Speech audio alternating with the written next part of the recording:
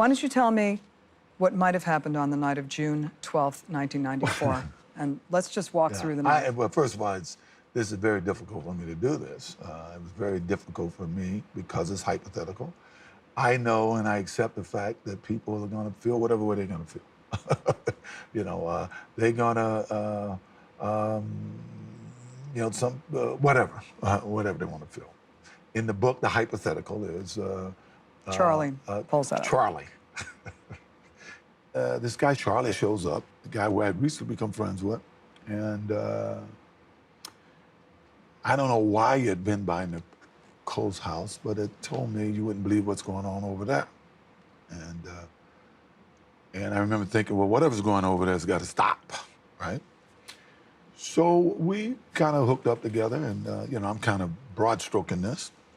We go over, get in the Bronco and go over. Let's just go back and do the details. Where did you park? This is the detail. You park in the hypothetical in the alley. Right. You park in the alley. Yeah. And you put on a wool cap and gloves. In the hypothetical, I put on a cap and gloves. Right. Yeah. And you reached under the seat for? A knife. I always kept a knife in the car for the crazies and stuff because you can't travel with a gun. And I remember Charlie saying, you ain't bringing that. And I didn't, right? But I believe he took it. Charlie took the knife? Yeah. In the book. Yeah. Yes. So the back gate, you go through the back gate? Yes. And it was open or broken or? I don't recall. Okay. I go to the front and I'm looking to see what's going on. And I can see that it appears like Nicole had candles all the time. She really did, to keep her overhead down, I think. And music was on, and while I was there, a guy shows up. So Ron Goldman comes in the back gate. Yeah, a guy that I really didn't recognize. I may have seen him around, but I really didn't recognize him to be anyone. And in the mood I was in, I started having words with him. He says to you, I just came by to return a pair of glasses. Judy left them at the restaurant. Yeah, words to that effect, yes. And he was I don't know if I believed it or didn't believe it. It was pretty much immaterial because, I was more concerned about everything that was going on, and was fed up with it, I guess. And you get into a fight. Nicole comes out. A verbal fight. Got a little loud, and by that time, Nicole had come out, and we started having words about who is this guy, why is he here, what's going on. And she says, this is my house, get the F out of here. Yes, and which I didn't like because, once again, this is the same person, and if you read the book, you'll see some things that happened in the 2 weeks leading up to this that were very, very irritating, and I think Charlie had followed this guy in, wanted to make sure it was no problem, and he brought the knife. As things got heated, I just remember Nicole fell and hurt herself. And this guy kind of got into a karate thing. And I said, well, you think you can kick my ass? And I remember I grabbed a knife. I do remember that portion, taking a knife from Charlie. And to be honest, after that, I don't remember. Except I'm standing there and there's all kind of stuff around and what kind of stuff? Blood and stuff around. I hate to say this, but this is hypothetical. I'm sorry. Right. I know we got to back up again. Right. It's okay. I'm going to back up. This is hard. This is hard. I know. I want to back up hard to try to make people think that I'm. I know. You wrote in the book, I had never seen so much blood in my life. Yes. You're covered, the scene. Can you describe it? It's hard for me to describe it, I'm telling you. I don't think any two people could be murdered the way they were without everybody being covered in blood. And of course, I think we've all seen the grisly pictures after. So yeah, I think everything would have been covered in blood.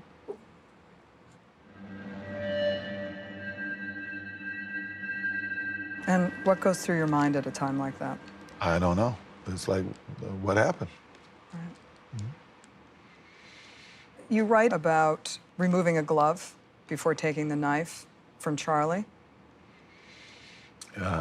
You know, I had no conscious memory of doing that, but obviously I must have because they found the glove there. And blacking out. Have you ever blacked out before? Not to my knowledge. No. No. And Of course, if something like this would take place in anybody's life, if it were to happen, I would imagine it's something that you would probably automatically have trouble wrapping your mind around it. It was horrible. It was absolutely horrible. You wrote in the book, I had never seen so much blood in my life. Yes. It's hard for me to describe it, I'm telling you. I don't think any two people could be murdered the way they were without everybody being covered in blood. Then you see bloody footprints and you decide to take off. Yes. Actually, I believe Charlie kept saying, we got to get out of here. And in the book, you describe taking off your shoes, your pants, and your shirt and dropping it in a bundle. Do you remember that? Yes. And do you remember what happens Because what next? are you going to do with it? You know, somebody's got to get rid of, as you may have called during the trial, is wear the bloody clothes. So somebody had to get rid of the bloody clothes. Right. And you had left your keys and wallet in your pants pocket, and you had to go back and get it? You know, to be honest, I think, I know that to be true, yes, yes. And Charlie is hysterical, screaming, Jesus Christ, OJ, Jesus Christ, and you tell him to shut up. Yeah, he's in a panic. He was in a panic, and I'm telling him to shut up. Let's get out of here. So you get back in the car, you take in your clothes, put them in the bundle. And drove back and parked a block away because I knew the limo would be there, and came across the backyard through the 2 tennis courts and, you know, came through the house. So you went through the neighbors. Neighbors, yeah. He had a tennis court, then I had a tennis court. And you go into the house, and what happens in the house? I ran upstairs to take a shower. I actually ran upstairs and took some of my bags and came back downstairs and put them out front. OJ was due to catch a late flight to Chicago, where he was scheduled to play in a Hertz golf tournament the next day. And then I get dressed and I come back down. And then you get in the car and go to the airport. That's correct. You sign autographs, Yeah. and you wrote in the book that you were asleep before the plane took off. Virtually, yeah. Early the next morning, OJ was awakened in his Chicago hotel room by a call from the LAPD. When did you cut your finger? To my knowledge, really, when I got the call the next morning, and this is the truth, when I got the call the next morning saying that Nicole had been murdered, was killed, was dead. And I kept saying, what do you mean dead? Killed, or whatever the words they use. And I said, what do you mean? And it's, well, we can't tell you anything. We're still investigating, but where are you? And when can you get back here? And I think I actually went in the bathroom and it was dawning on me. I didn't really throw a glass. I just was, you know, and when I was putting it down, it just smashed, you know. Police believed that the cuts on OJ's hand probably came from the fingernails of one of his victims.